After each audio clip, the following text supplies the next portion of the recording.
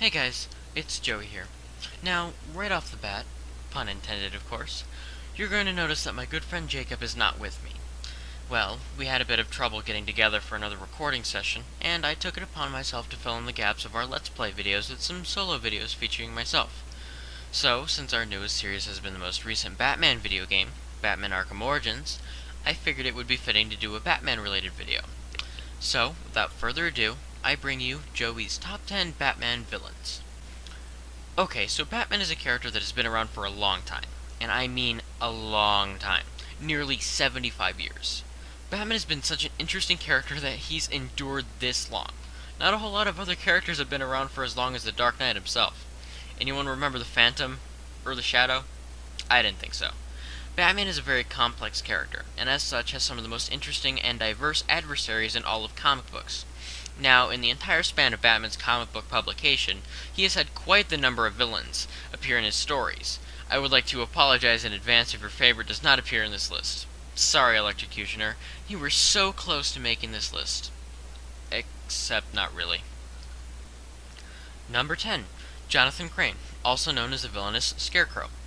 Crane is obsessed with fear. He was a professor, and in some versions a psychologist, who used his position to perform experiments on common people to find out their fears and to use them to his advantages.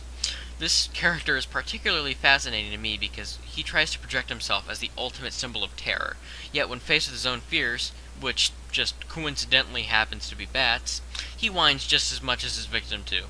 Poetic justice! Number 9. Ras Al Ghul, the Demon's Head.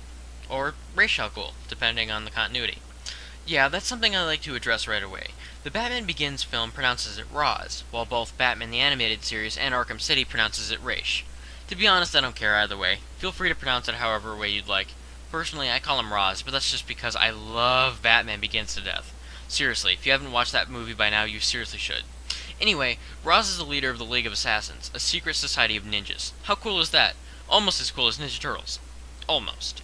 But what makes Raz more special than your common ninja? Simple. He's immortal. Yep. You heard right. Immortal. Raz has this thing called a Lazarus Pit, which is basically just a hole in the ground with a magical substance that can revive the dead. But it does have one side effect. You become 1,000 times more insane with each use. So, he's an insane ninja who wants to get rid of all crime by killing every single person who has ever committed a wrongful act. Raz basically symbolizes what Batman could be if he took his crusade too far, and, well, that's what I like about him. Number 8. Professor Hugo Strange. Made famous for his debut in 2011's highly popular Batman Arkham City, people might be intrigued to find out that Strange was actually Batman's original arch-nemesis, appearing in the comics even before the Joker. Strange is your basic mad scientist with an army of monsters cliché, but was later reinvented as someone much cooler. Hugo became a psychiatrist at the asylum where most of Batman's enemies resided, and after studying them, he concluded that Batman was the reason the criminals were as crazy as they are. So, he discovered that Batman was Bruce Wayne, built his own batsuit, and determined that he would become the next Batman. Needless to say, this guy didn't get very far in his quest. But hey, he figured out his identity. It's more than you could say for most of Batman's enemies. Number 7. Basil Karlo, the Clayface. Even though Clayface isn't what you might call an A-list villain, he has had quite a lot of incarnations over the years. There was Matt Hagen, the treasure hunter, Preston Payne, and of course my favorite version, Basil Karlo. Now, why is Karlo my favorite? Well, it's simple. He's an actor, and I hope to become an actor someday. So I naturally find myself connecting with this character. And he's a pretty good actor at that, being able to change form and assume the identity of just about anyone he's ever been in contact with, making him one tough foe for Batman to track down. Number 6. Harley Quinzel, better known as Harley Quinn. This psychiatrist, boy, we sure got a lot of those on this list, don't we? Found herself, seduced by the Joker to become his faithful sidekick. Okay, first of all, why is she attracted to the Joker of all people? He's a disfigured clown and murderer.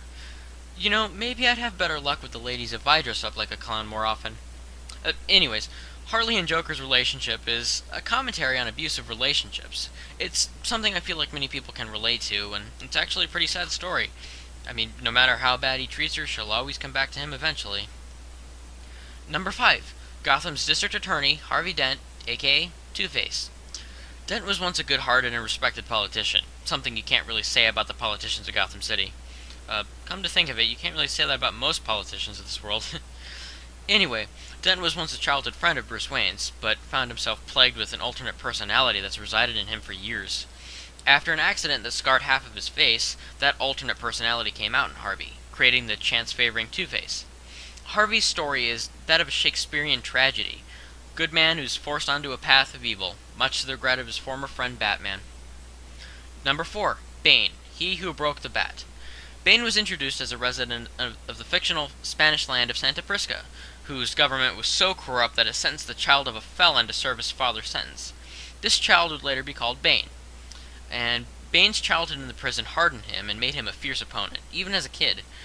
Bane later became addicted to the fictional drug Venom, which enhanced his strength. After leaving the prison, Bane sought to eradicate his childhood fear of bats by killing the Batman himself. Being a master strategist, Bane devised a plan in which he broke all of the inmates out of Arkham Asylum, leaving Batman busy to take down all his foes. Bane then took the opportunity to attack Bruce at his weakest moment, severely crippling him. To this day, Bane is the only villain to ever successfully cripple Batman, making him quite the formidable threat. Number 3. The tragic villain, Mr. Freeze. Dr. Victor Freeze was a scientist desperately trying to cure his dying wife. After much trial and error, he determined that he would not finish in time to save her, so he had her body frozen in animation so that she could be thawed out and cured once his work was done. However, an accident with the cryogenics equipment left Victor with icy blue skin and a reliance on sub-zero temperatures to survive. Victor is one of those rare villains who isn't really evil. He commits crimes only in order to save his beloved wife, and that's a quality I can admire in anyone, even a cold-hearted killer like Mr. Freeze. Number 2. The Riddler, a man obsessed with games and puzzles. Edward Nygma is a man who believes himself to be the smartest person alive, and in order to prove this to the world, he's orchestrated many crimes and tests that he makes so tricky to solve that only a master detective like Batman can do it.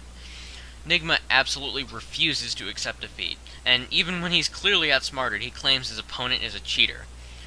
I would be lying if I said I wasn't occasionally like this villain myself, and, well, that's what lands him in the number 2 spot on my list. But riddle me this.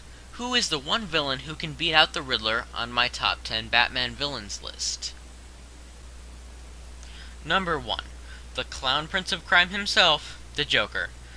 Yeah, I know, it's a little predictable, but come on, is there really a villain better than the king of bad guys? The Joker is one seriously messed up dude. Think of any crime in the world, any crime, and there's about a 112% chance that the Joker has committed said crime. The Joker is evil incarnate, but the thing that's the most interesting about this character is his relationship to Batman. The Joker just loves messing with his arch-nemesis. In fact, almost all of his crimes have no real purpose other than to instigate another meeting with the Caped Crusader. He almost never has any real goals. He's unpredictable. He's chaos. He's anarchy. He is, without a doubt, my favorite Batman villain.